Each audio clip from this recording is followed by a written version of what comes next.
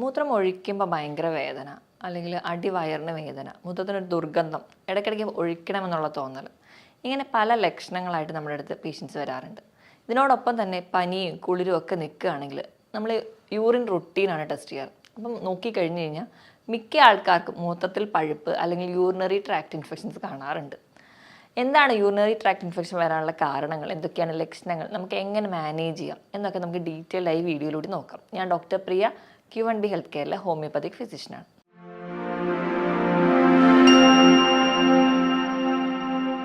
Urinary tract infection. Urinary tract infection എന്ന് പറയുമ്പോൾ എന്താണ് യൂറിനറി ട്രാക്ട്? നമുക്കറിയാം, നമ്മുടെ ശരീരത്തിലെ രക്തത്തിനെ മുഴുവൻ കിഡ്നി അരിക്കുകയും അത് വേസ്റ്റായിട്ട് പുറന്തള്ളുന്നതാണ് യൂറിൻ അല്ലെങ്കിൽ മൂത്രം. അപ്പോൾ കിഡ്നിയിൽ നിന്ന് തുടങ്ങി അത് യൂറേറ്റർ വഴി നമ്മുടെ മൂത്രസഞ്ചിയിൽ അല്ലെങ്കിൽ യൂറിനറി ബ്ലാഡറിലെത്തുന്നു. അവിടെ നിന്ന് ചെറിയ ട്യൂബായി യുറീത്ര വഴി പുറത്തേക്ക് പോകുന്നു. അതാണ് ഒരു നോർമൽ പാത്വേ. ഇവർക്ക് എന്തെങ്കിലും രോഗങ്ങൾ വന്നിട്ടുണ്ടെങ്കിൽ പ്രധാനമായിട്ടും മൂത്രസഞ്ചിക്കും വരുന്ന രോഗത്തെയാണ് നമ്മൾ യൂറിനറി ട്രാക്ട് ഇൻഫെക്ഷൻ എന്ന് പറയും. ഈ ഒരു കണ്ടീഷൻ കൂടുതലായിട്ടും സ്ത്രീകളിലാണ് കാണാറ്. ഒരു പുരുഷന്മാരെ വെച്ചാണെങ്കിൽ ഒരു 30 മടങ്ങ് ചാൻസസ് സ്ത്രീകൾക്കാണ് കൂടുതലായിട്ടുള്ളത്. കാരണം യുറീത്രയുടെ നീളം എന്ന് പറയുന്നത് പുരുഷന്മാർക്കേക്കാളും സ്ത്രീകൾ വളരെ ചെറുതാണ്. അതുകൊണ്ട് തന്നെ പെട്ടെന്ന് ബാക്ടീരിയൽ ഇൻഫെക്ഷൻസോ അല്ലെങ്കിൽ മറ്റ് ഇൻഫെക്ഷൻസോ ഒക്കെ പെട്ടെന്ന് വരാൻ കാരണമാകും. അപ്പം ഇതാണ് പ്രധാനമായിട്ടും സ്ത്രീകൾക്ക് വരാനുള്ള കാരണങ്ങൾ. സ്ത്രീകളുടെ കേസ് എടുക്കുകയാണെങ്കിൽ ജീവിതത്തിൽ 1-2 തവണയെങ്കിലും മൂത്രത്തിൽ പഴുപ്പ് വരാത്ത ആരും തന്നെ ഉണ്ടാവില്ല. അവരുടെ ലൈഫിൽ ഏതെങ്കിലും ഒരു സ്റ്റേജിലൊക്കെ ഈ ഒരു കണ്ടീഷൻസ് വന്നിട്ടുണ്ടാവും. അപ്പം ഒന്നാമതായിട്ട് മൂത്രത്തിൽ പഴുപ്പ് വരാനുള്ള ഒരു ബേസിക് കാരണം എന്ന് പറഞ്ഞാൽ നമ്മൾ കുടിക്കുന്ന വെള്ളത്തിൻ്റെ അളവ് കുറവാണെങ്കിൽ. ഇപ്പം പൊതുവേ നമുക്കറിയാം, ചൂട് കാലത്തൊക്കെ നമുക്ക് ഒരു വിയർക്കുന്നുണ്ടെങ്കിലും കുറച്ചെങ്കിലും വെള്ളം കുടിക്കും. മഴക്കാലമാകുമ്പോൾ നമ്മുടെ വെള്ളം കുടിയുടെ അളവ് കുറയുന്നുണ്ട്. നമ്മുടെ വെള്ളം കുടിയുടെ അളവ് കുറയുമ്പോൾ മൂത്രത്തിൻ്റെ ഔട്ട്പുട്ടും കുറയും. മൂത്രത്തിൻ്റെ ഔട്ട്പുട്ട് കുറയുക എന്ന് പറയുമ്പോൾ നമ്മുടെ ശരീരത്തിൽ പല ടോക്സിൻസ് ആയിട്ടുള്ള ബാക്ടീരിയകൾ പുറത്തേക്ക് പോകുന്നില്ല. അപ്പം അത് നമുക്ക് വീണ്ടും വീണ്ടും വീണ്ടും ഇൻഫെക്ഷൻസ് ഉണ്ടാവുകയും ഈ പറഞ്ഞ ലക്ഷണങ്ങളൊക്കെ പ്രസൻറ്റ് ചെയ്യുകയും ചെയ്യും. ഇതല്ലാതെ തന്നെ നമ്മുടെ ആമാശയത്തിൽ നിന്നോ കുടലിൻ്റെ ഏതെങ്കിലും ഭാഗത്തൊക്കെ ഉണ്ടാകുന്ന ഇൻഫെക്ഷൻസ്, ക്ലബ്സീലിയ, ന്യൂമോണിയ പോലെയുള്ള ഇൻഫെക്ഷൻസ് ഒക്കെ സ്പ്രെഡ് ചെയ്ത് വരാനുള്ള ചാൻസ് വളരെ കൂടുതലാണ്. ഈക്കോളയാണ് ഏറ്റവും കൂടുതൽ ഇൻഫെക്ഷൻസ് യൂറിനറി ട്രാക്റ്റിൽ ഉണ്ടാക്കുന്നത്. അപ്പോൾ ഇവയൊക്കെ കൂടുതലായിട്ട് വരാനുള്ള കാരണങ്ങളാണ്. ഇനിയിപ്പോൾ നമ്മൾ വെള്ളം കുടിക്കുന്നത് കുറവാണ്, അതുപോലെ തന്നെ നമ്മൾ മൂത്രം ഒഴിക്കുന്നത് നമ്മൾ കൂടുതലും പിടിച്ച് വെക്കട്ടെ. ഇപ്പോൾ നമ്മൾ എവിടെയെങ്കിലും യാത്ര പോവുകയാണ്, അല്ലെങ്കിൽ നമ്മൾ ജോലിക്ക് പോകുന്ന സമയത്ത് ഒക്കെ നമുക്ക് കൂടുതലും ആ ഒരു ഏരിയ നോക്കിയിട്ട് നമ്മൾ പറയും ഇപ്പോൾ വേണ്ട, വീട്ടിൽ പോയിട്ട് മൂത്രം ഒഴിക്കാമെന്ന് പറഞ്ഞ് പിടിച്ച് വെക്കുന്ന ശീലമുള്ളവരാണെങ്കിൽ ഇങ്ങനെ മൂത്രം നിൽക്കുന്നതിൻ്റെ ഭാഗമായിട്ട് നമുക്ക് മൂത്രത്തിൽ പഴുപ്പ് പെട്ടെന്ന് വരാം. ഇതല്ലാതെ തന്നെ എന്തെങ്കിലും സ്റ്റോണൊക്കെ ഉണ്ട് കിഡ്നിയിൽ, അപ്പോൾ നമ്മുടെ ആ അല്ലെങ്കിൽ യൂറിറ്ററിലോ എവിടെയെങ്കിലും ഒരു സ്റ്റോൺ ഉണ്ടെങ്കിൽ ആ ഒരു സ്റ്റോൺ ഈ ഒരു യൂറിൻ്റെ ഔട്ട്ഫ്ലോ ബ്ലോക്ക് ചെയ്യും. അത് ഇൻഫെക്ഷൻസിൽ വരാൻ ചാൻസ് ഉണ്ട്. ഇനിയിപ്പോൾ പ്രഗ്നൻസി പോലെ അല്ലെങ്കിൽ മറ്റ് എന്തെങ്കിലും ഗർഭാശയ മുഴകളോ അല്ലെങ്കിൽ എന്തെങ്കിലും ആമാശയത്തിലുള്ള ഗ്രോത്തോ, ഇതൊക്കെ നമ്മുടെ ആ ഒരു ബ്ലാഡറിനോ അല്ലെങ്കിൽ ആ ഒരു ഏരിയയ്ക്ക് കംപ്രഷൻ ഉണ്ടാക്കുന്നതിൻ്റെ ഭാഗമായിട്ട് യൂറിനറി ഔട്ട്ഫ്ലോ കുറയുന്നത് കാണാം. അതുകൊണ്ട് നമുക്ക് യൂറിനറി ട്രാക്ട് ഇൻഫെക്ഷൻസ് കൂടുതലായിട്ട് വരുന്നത് കാണാം. ഇതൊക്കെയാണ് ചില കാരണങ്ങൾ. ഇതോടൊപ്പം തന്നെ ഇപ്പോൾ സ്ത്രീകളിൽ ഈ ഗർഭാശയ മുഴകൾ പോലെ തന്നെ പുരുഷന്മാരിലാണെങ്കിൽ ചാൻസ് വളരെ കുറവാണ്. എന്നാലും വരികയാണെങ്കിൽ പ്രോസ്റ്റേറ്റ് എൻലാർജ്മെൻറ്റ് അല്ലെങ്കിൽ പ്രോസ്റ്റേറ്റ് ഗ്രന്ഥിക്കൊക്കെ വീക്കമുള്ള പുരുഷന്മാർക്കും ഇങ്ങനെ റിക്കറൻ്റ് ആയിട്ട് ഇൻഫെക്ഷൻസ് വരാം. ഇപ്പോൾ സ്ത്രീകളിൽ അതുകൂടാതെ തന്നെ യോനി ഭാഗത്തിൽ വജൈനൽ ഇൻഫെക്ഷൻസോ വെള്ളപ്പോക്ക് പോലുള്ള ബുദ്ധിമുട്ടുള്ളവർക്കും ഈ UTIയുടെ ലക്ഷണങ്ങളോ അല്ലെങ്കിൽ UTI ഒക്കെ നമുക്ക് കാണിക്കാറുണ്ട്. ഇനിയിപ്പോൾ ഇതൊന്നും കൂടാതെ തന്നെ നമുക്ക് മദ്യപാനം പോലെയുള്ള ശീലങ്ങൾ അല്ലെങ്കിൽ ഒരുപാട് കോള പോലുള്ള ഡ്രിങ്ക്സ്, കഫീൻ അടങ്ങിയ ഡ്രിങ്ക്സ്, കാപ്പി, ചായ ധാരാളം കുടിക്കുന്നവരാണെങ്കിൽ നമ്മുടെ ശരീരത്തിൽ നിന്ന് വേണ്ട വെള്ളം കിട്ടാതെ ഡീഹൈഡ്രേറ്റഡ് ആവും. അതിൻ്റെ ഭാഗമായിട്ടും പെട്ടെന്ന് നമുക്ക് യൂറിനറി ട്രാക്ട് ഇൻഫെക്ഷൻസ് വരുന്നത് കാണാം. ഇനി ഇതല്ലാതെ തന്നെ വൃക്കയിൽ മറ്റ് രോഗങ്ങൾ എന്തെങ്കിലും ഉള്ളവരാണെങ്കിൽ, പാരമ്പര്യമായിട്ട് വൃക്കയ്ക്ക് ഇൻഫെക്ഷൻസോ അങ്ങനെ എന്തെങ്കിലും രോഗങ്ങളുള്ളവർ അല്ലെങ്കിൽ പ്രമേഹ രോഗികളിൽ ഒരുപാട് പേരിലും കാണുന്ന ഒന്നാണ് മൂത്രത്തിൽ പഴുപ്പ് വരുന്നത്. കാരണം പ്രമേഹ രോഗികളുടെ ബ്ലഡ് എടുക്കുകയാണെങ്കിൽ അതിൽ ഗ്ലൂക്കോസ് കണ്ടന്റ് വളരെ കൂടുതലാണ്. അപ്പോൾ 1-2 ബാക്ടീരിയ കയറിയാൽ മതി, അത് പെട്ടെന്ന് ഈ ഒരു ഗ്ലൂക്കോസ് എടുത്ത് മൾട്ടിപ്ലൈ ചെയ്യുകയും അത് പെട്ടെന്ന് നമുക്ക് ഇൻഫെക്ഷൻസ് ഉണ്ടാവുകയും ചെയ്യും. അപ്പോൾ അവർക്ക് ഇൻഫെക്ഷൻ ഉണ്ടാകുമ്പോൾ തന്നെ ചിലപ്പം അവരെ തന്നെ അറിയാതെ പോകും, ആ ഒരു വേദന, ഒരു സെൻസേഷനൊന്നും അറിയില്ല. അതുപോലെ തന്നെയാണ് അവർക്ക് ഈ പ്രമേഹ രോഗികൾക്ക് ഈ നാഡികളെ ഒരുപാട് ബാധിച്ചു കഴിഞ്ഞിട്ടുണ്ടെങ്കിൽ യൂറിനറി ബ്ലാഡറിൽ നിന്ന് മൂത്രം നിറഞ്ഞു എന്നൊരു സിഗ്നൽ യുറീത്രയിലോട്ട് എത്താതെ വരികയും അല്ലെങ്കിൽ നമ്മുടെ തലച്ചോറിലോട്ട് പോവാതെ വരികയും നമുക്ക് മൂത്രം ഒഴിക്കണം എന്നുള്ളൊരു തോന്നൽ ഉണ്ടാവില്ല. അങ്ങനെ തോന്നലില്ലാത്തത് കൊണ്ട് തന്നെ മൂത്രം ഒഴിക്കാതെ വരികയും അത് കെട്ടിക്കിടന്നിട്ടും അങ്ങനെ ഒരു കണ്ടീഷനും ഉണ്ടാവാറുണ്ട് ഈ പ്രമേഹ രോഗികൾക്ക്. അവർക്ക് നാഡിയൊക്കെ ബാധിക്കുന്ന ഒരു സ്റ്റേജ് എത്തുകയാണെങ്കിൽ. അപ്പം ഇതൊക്കെയാണ് നോർമലി ഒരു ഇൻഫെക്ഷൻസ് വരാനുള്ളൊരു ചാൻസസ്. അപ്പം മൂത്രത്തിൽ പഴുപ്പ് വരാനുള്ള കാരണങ്ങൾ എന്തൊക്കെയാണെന്ന് ഞാൻ പറഞ്ഞു. ഇനി നമുക്ക് ലക്ഷണങ്ങളോട്ട് വരികയാണെങ്കിൽ മൂത്രം ഒഴിക്കുമ്പോൾ ഭയങ്കര വേദനയായിരിക്കും, ഡിസ്യൂറിയ എന്ന് പറയും. അതുകൊണ്ട് ഫ്രീക്വൻ്റ് ആയിട്ട് മൂത്രം ഒഴിക്കാനുള്ള തോന്നൽ, മൂത്രം ഒഴിക്കാനൊന്നും ഉണ്ടാവില്ല പക്ഷെ ഭയങ്കരമായിട്ട് മൂത്രം ഒഴിക്കണം എന്നുള്ളൊരു തോന്നൽ അവർക്ക് തോന്നാറുണ്ട്. എപ്പോഴും പോവും, ബാത്റൂമിലൊക്കെ പോകും, പക്ഷേ മൂത്രം പോവില്ല. അതുപോലെ അടിവയറിന് ഭയങ്കരമായ വേദന, നമ്മൾ മസിൽ പെയിൻ പോലെയൊക്കെ അതികഠിനമായ വേദന പ്രസൻറ്റ് ചെയ്യുന്നത് കാണാം. ഇനി അടിവയറിന് വേദനയോടൊപ്പം തന്നെ അവർക്ക് ശരീരം മാസകലം വേദന, ഭയങ്കരമായിട്ട് പനി ഉണ്ടാവും. കൂടുതൽ പനി എന്ന് പറഞ്ഞിട്ടുണ്ടെങ്കിൽ രാത്രിയായിരിക്കും. അതുപോലെ തന്നെ നല്ല വിറയലെന്ന് പറഞ്ഞാൽ ആ പേഷ്യൻ്റ് ചിലപ്പോൾ കംപ്ലയിൻറ്റ് ചെയ്യുന്നത് അവരുടെ കൈയും കാലും എടുത്തിട്ട് അടിക്കുന്ന പോലെ അവർ വിറയ്ക്കും. അവർക്ക് 1-2 ഒരു കട്ടിയുള്ള പുതപ്പ് തന്നെ മതിയാവും, അത്രയ്ക്ക് അധികമായിരിക്കും അവർക്ക് കുളിരും വിറയലുമായിട്ട് പ്രസൻറ്റ് ചെയ്യാറ്. ഇനി മൂത്രം എടുക്കുന്ന കേസ് എടുക്കുകയാണെങ്കിൽ നല്ല കലങ്ങിയായിരിക്കും പോവുക, നല്ല ഡാർക്ക് കളേർഡ് ആയിരിക്കും, കോൺസെൻട്രേറ്റഡ് ആയിരിക്കും, അതുപോലെ തന്നെ ദുർഗന്ധമായിട്ട് പ്രസൻറ്റ് ചെയ്യാറുണ്ട്. ഇതൊക്കെയാണ് യൂറിനറി ട്രാക്ട് ഇൻഫെക്ഷൻ വരുന്നവരിൽ കാണിക്കുന്ന ലക്ഷണം. ഇപ്പോൾ ഇത്രയും അധികം ഫീച്ചേഴ്സ് ഉണ്ടെങ്കിലും നമ്മൾ വിചാരിക്കും അല്ലെങ്കിൽ മൂത്രത്തിൽ പഴുപ്പ് എന്ന് പറയുമ്പോൾ ചെറിയൊരു കണ്ടീഷൻ ആയിരുന്നെങ്കിലും അത് കഠിനമായി നമുക്ക് ക്ഷീണം ഉണ്ടാക്കുന്ന ഒരു കണ്ടീഷൻ. കാരണം നമ്മുടെ ശരീരത്തിൽ ബാക്ടീരിയയുടെ ഗ്രോത്ത് ദിവസം ചെല്ലുന്തോറും മൾട്ടിപ്ലൈ ചെയ്തുകൊണ്ടേയിരിക്കും. പെട്ടെന്നായിരിക്കും ആ ഒരു ബാക്ടീരിയൽ ഗ്രോത്ത് കൂടി വരിക. അപ്പോൾ നമുക്ക് ബാക്കിയുള്ള ഫീച്ചേഴ്സൊക്കെ ബുദ്ധിമുട്ടാകും. നമ്മുടെ ബാക്കി ജനറൽ ഫീച്ചേഴ്സായിട്ട് ഉള്ള കാര്യങ്ങൾക്കൊക്കെ ബുദ്ധിമുട്ട് വരുന്നത് കാണാം. ഇനിയിപ്പോൾ ഈ പനിയുടെ കേസ് എടുക്കുകയാണെങ്കിൽ നമുക്ക് നോർമലി നമുക്കറിയാം വൈറലോ അങ്ങനെ എന്തെങ്കിലും പനികളൊക്കെ ആണെങ്കിൽ അതിൻ്റെ കൂടെ തന്നെ നമുക്ക് ജലദോഷം അല്ലെങ്കിൽ ചുമ പോലെയുള്ള ഫീച്ചേഴ്സ് ഉണ്ടാവാറുണ്ട്. പക്ഷേ ഈ ഒരു കേസിൽ പനി വരുമ്പോൾ നമുക്ക് ബോഡി പെയിൻ ഉണ്ട് എന്നല്ലാതെ വേറെ അപ്പർ റെസ്പിറേറ്ററി ട്രാക്ട് ഇൻഫെക്ഷൻസ് ഒന്നും കാണിക്കില്ല. അപ്പോൾ തന്നെ നിങ്ങൾ സംശയിക്കണം അവിടെ ഒരു UTI ഉണ്ടോ എന്ന്. അപ്പോൾ തന്നെ നിങ്ങൾ യൂറിൻ ടെസ്റ്റ് ചെയ്യുക അല്ലെങ്കിൽ അടുത്ത് തന്നെ ഒരു ഡോക്ടറെ തന്നെ കൺസൾട്ട് ചെയ്യാണ് വേണ്ടത്.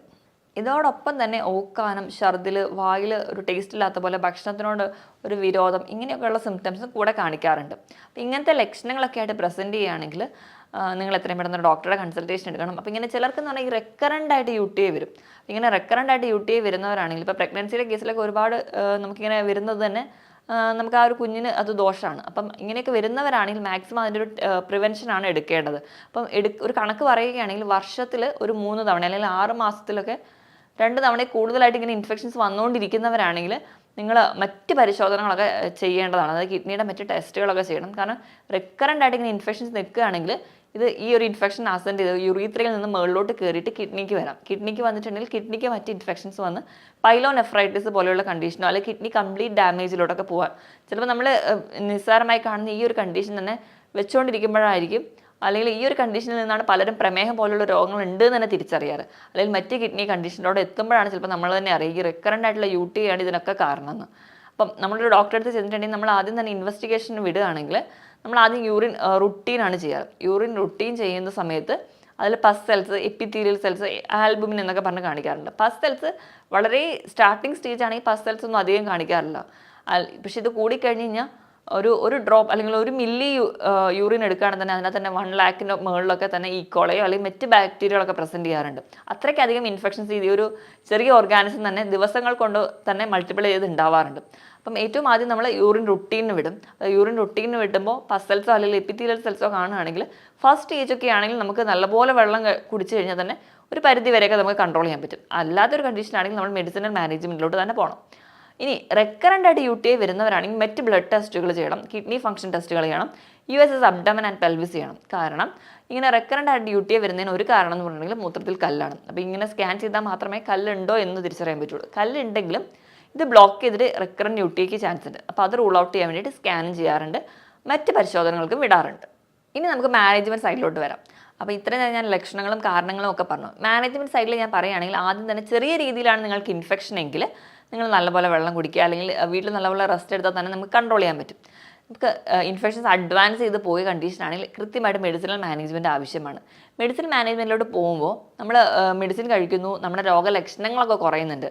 അപ്പോൾ തന്നെ നമ്മൾ മെഡിസിൻ സ്റ്റോപ്പ് ചെയ്യുകയാണെങ്കിൽ നിങ്ങൾ ഓർക്കുക നിങ്ങളുടെ യൂറിനറി ഇൻഫെക്ഷൻ, യൂറിനറി ബ്ലാഡറിൽ ഒരു ബാക്ടീരിയ അല്ലെങ്കിൽ ഒരു ഈക്കോളൈ ആണ് ഉള്ളതെങ്കിലും അത് പെട്ടെന്ന് തന്നെ വീണ്ടും മൾട്ടിപ്പിൾ ചെയ്യും. അപ്പോൾ എപ്പോഴും ഒരു ട്രീറ്റ്മെൻറ്റ് എടുക്കുമ്പോൾ യൂറിനറി ട്രാക്ട് ഇൻഫെക്ഷൻ്റെ കേസിലാണെങ്കിൽ ഒരു കോഴ്സ് കംപ്ലീറ്റ് ചെയ്യാൻ വേണ്ടി കൃത്യമായി തന്നെ ശീലിക്കുക. അങ്ങനെ ഉണ്ടെങ്കിൽ മാത്രമേ കൃത്യമായിട്ട് ആ ഇൻഫെക്ഷൻസ് കംപ്ലീറ്റ് ആയിട്ട് പുറത്ത് കളയാൻ പറ്റുള്ളൂ. ഇനി നമ്മൾ എന്തൊക്കെയാണ് ശ്രദ്ധിക്കേണ്ടതെന്ന് വെച്ചിട്ടുണ്ടെങ്കിൽ ഒന്നാമതായിട്ട് യൂറിനറി ട്രാക്ട് ഇൻഫെക്ഷൻസ് വരാതിരിക്കാൻ വേണ്ടി നമ്മൾ തന്നെ വ്യക്തി ശുചിത്വം പാലിക്കുക. അതായത് നമ്മൾ ഹൈജീനായിട്ട് ഇരിക്കാൻ വേണ്ടി ശ്രദ്ധിക്കുക. നമ്മൾ ടോയ്ലറ്റിൽ പോയിട്ടാണെങ്കിലും വാഷ് ചെയ്യുമ്പോൾ എപ്പോഴും ഫ്രണ്ടിൽ നിന്ന് ബാക്കിലോട്ട് വാഷ് ചെയ്യാൻ വേണ്ടി ശ്രദ്ധിക്കുക. അപ്പം നമുക്ക് ഒരുപാട് മലദ്വാരത്തിൽ നിന്നൊക്കെ ഇൻഫെക്ഷൻസ് അല്ലെങ്കിൽ ബാക്ടീരിയകളൊക്കെ അകത്തേക്ക് കയറാതിരിക്കാൻ വേണ്ടി നമുക്ക് ശ്രദ്ധിക്കാൻ പറ്റും. അടിവസ്ത്രങ്ങളാണെങ്കിലും വെയിലത്തിട്ട് നല്ലപോലെ ഉണങ്ങിയ ശേഷം മാത്രം യൂസ് ചെയ്യുക, അല്ലെങ്കിൽ അവിടെയും ഫംഗൽ ഇൻഫെക്ഷൻസോ ബാക്ടീരിയൽ ഇൻഫെക്ഷൻസോ നിങ്ങൾക്ക് ഉണ്ടാവാനുള്ള ചാൻസ് വളരെ കൂടുതലാണ്. അപ്പം ഇതാണ് ഒന്നാമതായിട്ട് ശ്രദ്ധിക്കേണ്ടത്. പിന്നെ ധാരാളം വെള്ളം കുടിക്കുക. എപ്പോഴും നല്ലപോലെ വെള്ളം കുടിക്കുക. വെള്ളം കുടിക്കുന്നതിനനുസരിച്ച് തന്നെ മൂത്രമൊഴിച്ച് കളയാൻ വേണ്ടി ശ്രദ്ധിക്കുക. അങ്ങനെയാണെങ്കിൽ ഒരു പരിധി വരെ ഇൻഫെക്ഷൻസ് ഒന്നും വരാതിരിക്കാൻ വേണ്ടി പറ്റും. കാരണം ഈ വെള്ളം കുടിച്ച് അല്ലെങ്കിൽ യൂറിൻ ഔട്ട്പുട്ടിലൂടെയാണ് ഈ ബാക്ടീരിയകളെല്ലാം പുറത്തേക്ക് പോകുന്നത്. അപ്പോൾ ഒരു പരിധി വരെ നമുക്ക് ഇൻഫെക്ഷൻസ് അങ്ങനെ തടയാൻ പറ്റും. അതാണ് അടുത്തതായിട്ട് ശ്രദ്ധിക്കേണ്ടത്. അപ്പം ജോലിക്ക് പോകുന്നവരാണെങ്കിലും അല്ലെങ്കിൽ യാത്രയ്ക്ക് പോകുന്നവരാണെങ്കിലും നിങ്ങൾ മാക്സിമം യൂറിനേറ്റ് ചെയ്യാൻ വേണ്ടി ശ്രദ്ധിക്കുക. അപ്പം ആ ഒരു ഏരിയയിൽ നമ്മൾ യൂറിനേറ്റ് ചെയ്യുന്ന ഏരിയ എത്ര അഴുക്കാണെങ്കിലും അവിടെ നിന്ന് ഒരിക്കലും ബാക്ടീരിയ നമ്മുടെ ശരീരത്തിലോട്ട് വന്ന് കയറില്ല. പക്ഷേ നമ്മൾ പിടിച്ചു വെക്കുകയാണെങ്കിൽ പെട്ടെന്ന് തന്നെ യൂറിനറി ട്രാക്ട് ഇൻഫെക്ഷൻസ് വരികയും അത് നമുക്ക് റിക്കറൻ്റായി വരുമ്പോൾ അതിൻ്റേതായ ബുദ്ധിമുട്ടുകളും അത് മറ്റ് കോംപ്ലിക്കേഷൻസിലോട്ടും പോകും. അപ്പോൾ നിങ്ങൾ ആ ഒരു കാര്യം വേണ്ടി ശ്രദ്ധിക്കുക. ഇനി ഈ നമ്മുടെ ശരീരത്തിൽ ഒരു ബാക്ടീരിയ വന്നു അല്ലെങ്കിൽ ഒരു ഇൻഫെക്ഷൻ വന്ന സമയത്ത് നമ്മൾ മെൻ്റലി കൂടി വീക്കാണെങ്കിൽ നമുക്ക് ഒരുപാട് സ്ട്രെസ്സൊക്കെ ഉണ്ടെങ്കിൽ ഈ ഒരു ബാക്ടീരിയൽ ഗ്രോത്ത് കൂടും. അപ്പോൾ നിങ്ങൾ മെൻ്റലി വീക്ക് അല്ലെങ്കിൽ സ്ട്രെസ് ആയിട്ടിരിക്കുന്ന കണ്ടീഷൻ അത് കുറച്ചുകൂടെ റിലാക്സ് ചെയ്യാൻ വേണ്ടി ശ്രദ്ധിക്കുക. കഴിക്കുന്ന ഭക്ഷണത്തിൽ നിന്ന് ഒഴിവാക്കേണ്ടത് എന്താണെന്ന് വെച്ചിട്ടുണ്ടെങ്കിൽ അധികമായിട്ട് മധുരവും ഉപ്പും മസാലകളും മാക്സിമം അവോയ്ഡ് ചെയ്യുക. ഇതൊക്കെ ഈ ഒരു ബാക്ടീരിയൽ ഗ്രോത്തിനെ ഫ്ലറിഷ് ചെയ്യുന്ന കാര്യങ്ങളാണ്. മാക്സിമം ഇവയൊക്കെ ഒഴിവാക്കുക. പകരം ഹെൽത്തി ആയിട്ടുള്ള ഭക്ഷണങ്ങൾ കഴിക്കുക. നമ്മൾ കഴിക്കേണ്ട ഭക്ഷണങ്ങൾ എന്തൊക്കെയാണെന്ന് നോക്കിയിട്ടുണ്ടെങ്കിൽ എപ്പോഴും നല്ല ബാക്ടീരിയ വളരാൻ വേണ്ടിയിട്ട് അല്ലെങ്കിൽ ഒരു പ്രോപ്പർ ഗട്ട് ഹെൽത്ത് അല്ലെങ്കിൽ പ്രോപ്പർ ഹെൽത്തിന് വേണ്ടിയിട്ട് നല്ല പോലെ നിങ്ങൾ പ്രോബയോട്ടിക്സ് കഴിക്കുക. തൈര് അടങ്ങിയ ഭക്ഷണങ്ങൾ അല്ലെങ്കിൽ അതുപോലെ തന്നെ തൈര്, നിങ്ങൾ പഴങ്കഞ്ഞി, ഉപ്പിലിട്ട ചെറിയ രീതിയിലൊക്കെ വിനാഗിരി അടങ്ങിയിട്ടുള്ള ഭക്ഷണങ്ങളൊക്കെ കഴിക്കുന്നത് നല്ലൊരു പ്രോബയോട്ടിക്കാണ്. ഇത് നമ്മുടെ ശരീരത്തിൽ നല്ല ബാക്ടീരിയനെ വളർച്ചയ്ക്ക് സഹായിക്കും. നല്ല ബാക്ടീരിയ നല്ല രീതിയിലുണ്ടെങ്കിൽ നമ്മുടെ ശരീരത്തിൽ മറ്റ് രോഗങ്ങൾ ഉണ്ടാകുന്ന ബാക്ടീരിയൻ്റെ ഗ്രോത്ത് നമുക്കൊരു പരിധി വരെ കുറയ്ക്കാൻ പറ്റും.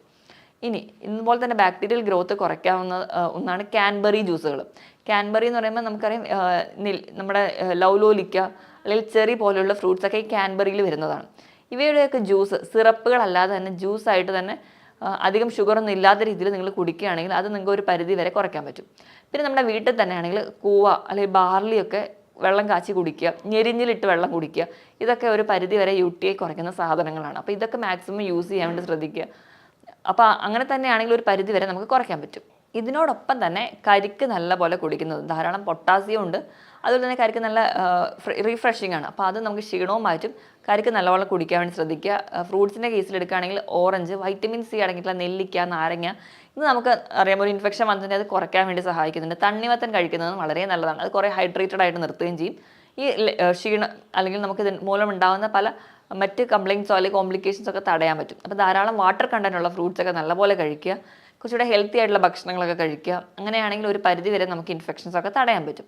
ഇനി അതുപോലെ തന്നെ നമ്മൾ വ്യക്തി ശുചിത്വം പാലിക്കുകയും കൂടി വേണം. അതുപോലെ നമ്മൾ ടോയ്ലറ്റിലൊക്കെ പോയി കഴിഞ്ഞ് കഴിഞ്ഞാൽ ആ ഒരു ഏരിയ വാഷ് ചെയ്ത് ഡ്രൈ ആക്കി കീപ്പ് ചെയ്യാൻ വേണ്ടി ശ്രദ്ധിക്കുക. കാരണം നമ്മുടെ ഡ്രസ്സിൽ നിന്നോ അല്ലെങ്കിൽ നമ്മളെ ശുചിത്വം ഇല്ലായ്മയിൽ നിന്നും ഇങ്ങനെ ഇൻഫെക്ഷൻസ് റിക്കറൻ്റ് ആയിട്ട് വരാൻ ചാൻസ് ഉണ്ട്. അപ്പം നമ്മൾ തന്നെ ശ്രദ്ധിച്ച് കഴിഞ്ഞാൽ ഒരു പരിധി വരെ നമുക്ക് UTI പോലെയുള്ള ഇൻഫെക്ഷൻസ് തടയാൻ പറ്റും.